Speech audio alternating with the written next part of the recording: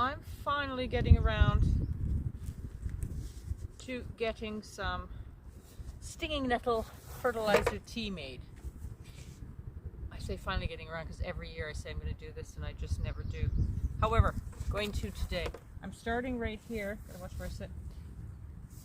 By one of my beds because it's always bothering me here. Make sure you have your gloves on.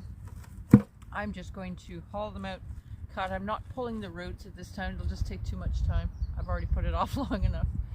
I'm going to chop it as fine as I can with some scissors. That's to release the juices and aid in the fermentation. And yeah, I'm going to get on and fill the bucket. Now, this is good fertilizer for your heavy feeders. So, your leafy greens also, but your brassicas, your tomatoes, your squash. I would avoid though, because it's very, very potent. We will dilute it, but you don't want to put it on things like you don't need. Your beans, your peas, your, what else?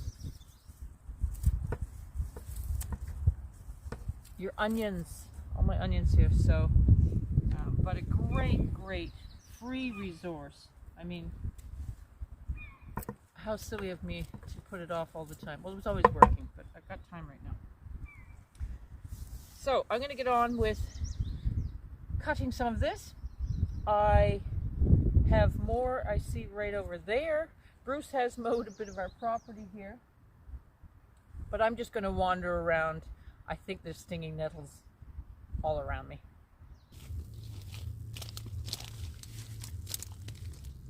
I've read also that the young, which these are, young and tender, ferment faster also. I don't think it would make too much of a difference if you had the old plants, but I want to speed this up. It can be anywhere. Well, once it stops fermenting is when it's ready.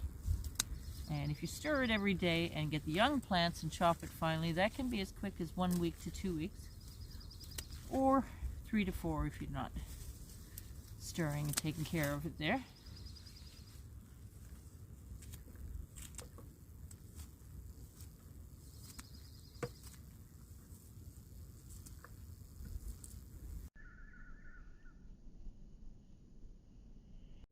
Well, I don't even think that took me half an hour. I only stood in one patch down there, and I think that's enough in here to still allow me to facilitate stirring, which I want to do.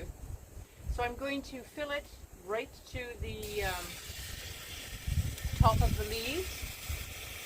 Just turn that off, you can't hear me. And you can weight it with a rock and things like that. I'm not going to, because I am, as I say, I'm going to leave this outside. As we've all heard, it stinks to high heavens. I've never smelled it, so that should be fun.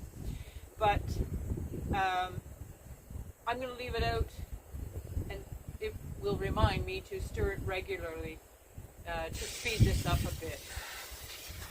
These are food grade buckets I have.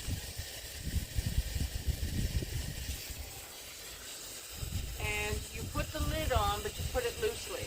Don't do it tight because it's fermenting. So when the bubbles stop, this will bubble up and reek.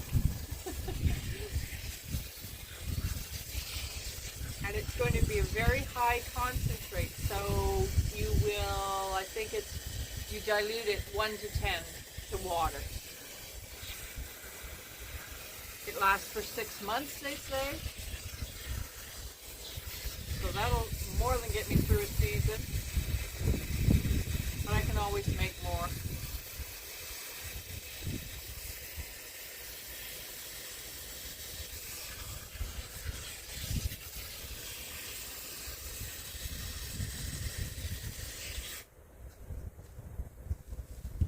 So there we go.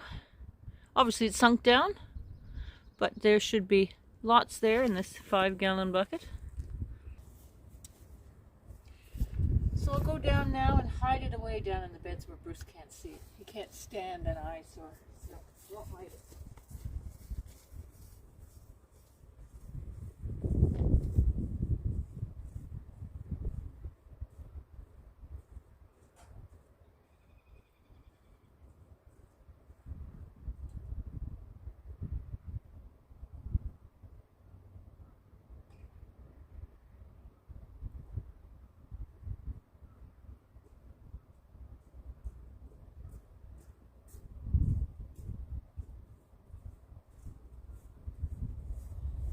that's great.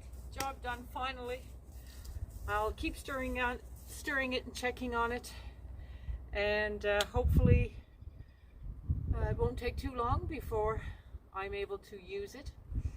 And wow, a free resource that's really, really natural, all natural fertilizer, and so good for your plants. Can't beat it. I'm glad I did it. Well, I'm completely embarrassed that I've been putting that off for so long, because it couldn't have been easier to make the nettle tea. Now the next step for that is when it has completed its fermentation. As I say, if I keep stirring it, about 2 weeks, then I will strain it off. You don't want the leaves going in your garden. You will put those in your compost. I'm just going to put it through a strainer that I have, make sure I rinse it off. It'll depend on the smell. We have to get a separate, or one of those strainers they use for car oil with paper towel in it or something. I'll figure something out to get that out. And then again, yeah, you just dilute it.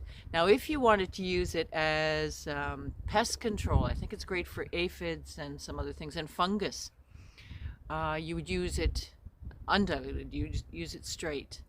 I think also I would be very cautious if I was putting it. I wouldn't spray it. You put it on the ground at the roots of the plant. For example, imagine spraying that on your lettuce. You wouldn't enjoy that salad too much, I don't think. Anyways, that's it. Simple job I've been putting off, my goodness. Take care. We'll see you all soon.